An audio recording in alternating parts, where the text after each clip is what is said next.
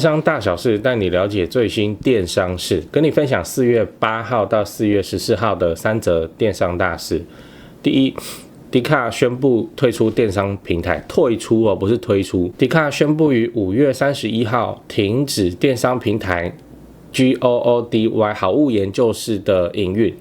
我认为 GOODY 这个好物研究室做不起来的原因是他们的流量太杂了，所以投曝光广告是没有问题，但是转单的效果一定是很差啊，不然不会把它关掉。第二，全家与东南亚电商合作推出取货服务。全家与 CLC Online 合作，提供包裹取货服务，让在台湾的移工新住民及留学生能够直接买东南亚的商品。那将会把这些在台的东南亚人都把他们变成客户。第三，统神失言道歉也没用。统神因为不当的言论就被厂商切割但考虑到他在游戏直播界的地位，预计这次事件对他的长期收益应该不会造成多大的影响。想知道每周的电商大事，记得关注加爱心。我是电商 Tony 陈，你以后做电商会用到。如果你是第一次看到这个影片，我们这个节目会跟你分享上周在电商领域发生什么有趣的事情。我会挑出3个我觉得重要的新闻，并且跟你分享我对这些新闻的看法，让你轻松掌握电商脉动。这一集我们讲的是4月8号到4月14号发生的电商新闻。第一个新闻，迪卡退出电商平台，退出不是推出好，来看一下那简单讲一下这个新闻，就是本土社群迪卡那将于5月31号停止其自有电商平台好物研究室的营运，原因是该电商平台在市场上的增值潜力就不大，而且很难与母集团产生重效。我是这样看这个新闻好物研究室收掉老实说不是很意外，因为它的模式就是流量变现嘛，借由迪卡的流量来做电商的转单，那结果就是失败我认为这个模式本身没有问题，但是迪卡的流量太杂了，而且大家会去看迪卡就是想要看热闹看完就走了，所以它虽然流量很大，但是转单的效果不会很好。那看热闹看好玩是一回事，要掏钱把它买下来就是另一回事了。我们举另一个效果好的例子妈咪爱。好，如果你有小孩，那你一定听过这个网站。你看它的流量跟产品就有对上了流量都是爸爸妈妈，然后卖的就是各种新手爸妈会需要的什么尿布婴儿车等等。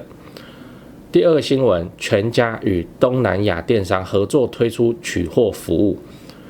简单讲一下这个新闻全家便利商店推动穆斯林友善通路计划，与跨境电商平台 CLC Online 合作，提供包裹取货服务，方便在台的移工、新住民及留学生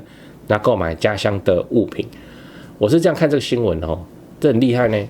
我们之前才说台湾人会做跨境都是往上看，比方说把商品卖到美国、日本、韩国这种国家，然后全家现在出这招就直接把那个新住民台湾移工，尤其是这个穆斯林，就那个包头巾那个宗教信仰，那也很大一片移工看护都穆斯林嘛，那就直接咬这个东南亚市场。你跟我说这个服务开了以后这些在台湾的东南亚好朋友们不会对全家产生好印象我是不相信的。就可以买到家乡味这个一定就买。虽然那个路边已经有很多那种什么印尼越南的杂货店这样，就你进去其实都有一个他们的味道我也不懂我故意进去买过，可能那个就是对那个家乡味吧。那而且全家他们其实早就开始布局先设穆斯林友善商品专区，然后再做跨境取货。你看这个人家在布局跨境市场就是这真的是细腻，这么大公司这么细腻，一步一步来那建议就是我们大家还是认真一点。第三个新闻，统神失言道歉也没用。简单讲一下这新闻那个统神又失言了他不失言不奇怪，只是他以前每次都赢，你知道什么神法，反正他就讲谁，那个谁之后就会翻车，就这次他自己翻车了。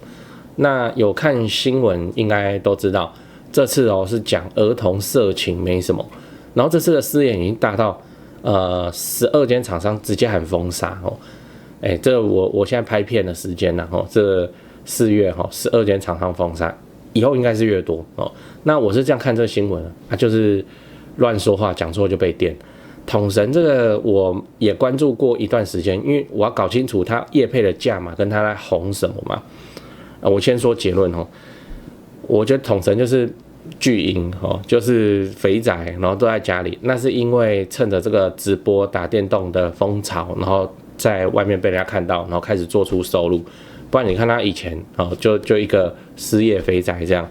然后这个失业肥宅就怎么样，就活得很偏激了，就活在自己的世界里面，没出过社会没有去正常上下班，然后去被主管电、被老板电、被客户电，就没出社会，所以他就是很偏激这样。那这个当然也没有，不是说没有好处我们就喜欢看嘛。你看我们这种被驯化的大人，我们就喜欢看统神那边讲干话就是这样。然后你看这个巨婴，这是讲儿童色情没什么，反正你要人家私言这种儿童色情就是你就是可以站上道德制高点然后去干掉他。好，然后儿童色情这个东西对 YouTube 这种美国的频道美国的平台来讲，这直接是不可容忍，所以频道直接就被砍掉那很严重他的事业就是建立在这上面的嘛叫统成大戏院那现在就直接连根拔起，然后出来道歉呢，然后变很乖这样那巨婴被教训，你看他早一点出社会，他就知道那个分寸在哪里，他就没出社会嘛，然后一翻车就翻个大的。但我跟你说只要风声过去，就在我们台湾就这样，我们台湾连那个吸毒的 YouTuber 都能容忍了，对不对 ？Toys 那这次他讲的这个东西，他自己都觉得没事，然后一样有一堆人在声援他。那再过一段日子，等风声过去以后，应该就没事了因为现在台湾打电动的直播主没有人跟统神的风格一样，所以目前没有谁能够去取代统神的地位。等风声过去以后，应该还是一样业配照接那如果会有影响就是外国游戏会不敢来找他业配。但老实说会找统神业配的游戏大多本土的或大陆的你就不会看到一些欧美的这样那什么1刀999之类，就是那种很奇怪我们看到我们就觉得这游戏谁爱玩那个统神他常常代言都是这种，你就不会看到 Coin Master 就珍妮佛罗培兹在业配的那款来找统神，所以你说对他未来的收益影响大吗？我会说也还好讲完了，我们整理一下4月8号到4月14号的3件电商大事。第一，迪卡退出电商平台他不玩了。第二，全家与东南亚电商合作推出取货服务。第三，统神失言道歉也没用。讲八卦讲八卦。其实迪卡退出电商这个我看到当下是意外的那毕竟只要手握流量，那你剩下要做的就是变现就好。那居然这样都做不起来那做的直接是电商，离钱这么近，他做不起来是个人都会意外啦，毕竟流量就是业绩的根源。然后迪卡他已经掌握了令人羡慕的超大流量，我说在台湾这地方，结果现在他宣布要退出真的很夸张。那个好物研究室我们都在想他业绩到底有多好，然后退出也没赚钱我们业内是这样看就还是卖广告好赚很多啦卖广告就好。相较之下就不是想要去重视那个电商这一块因为电商那个大大小小细细腻腻的事情很多很麻烦。不过这个话说迪卡他就没有想过把这块外包吗？就包给专业的团队来经营电商这一块的变现，转换率低也没有关系那就半买半相送当广告来卖也是很不错其实迪卡不是第一个手握流量却做不起来的范例。我特别还有印象的是一个科技媒体，反正都在讲什么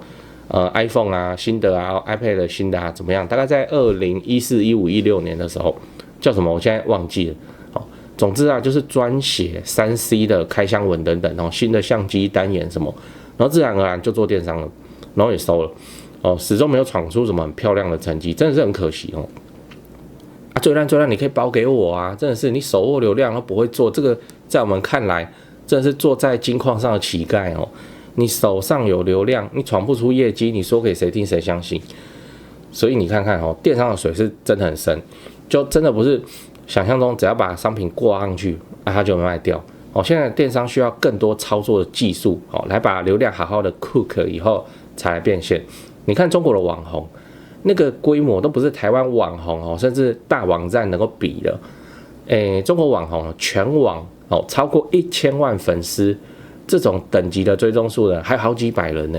然后他们在干嘛？他们在带货。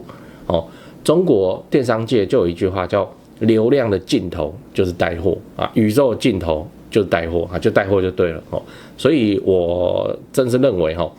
迪卡你放弃的太早了你放弃的实在太早了。一旦你就是养着这个半死不活的团队也没关系嘛，你就慢慢 cook， 然后做出多一点的 GMV。我跟你讲也不用多，你月营收达到1000万就好，这没有很难因为你都卖大牌，对不对？那你毛利是低，可是你的营收好看，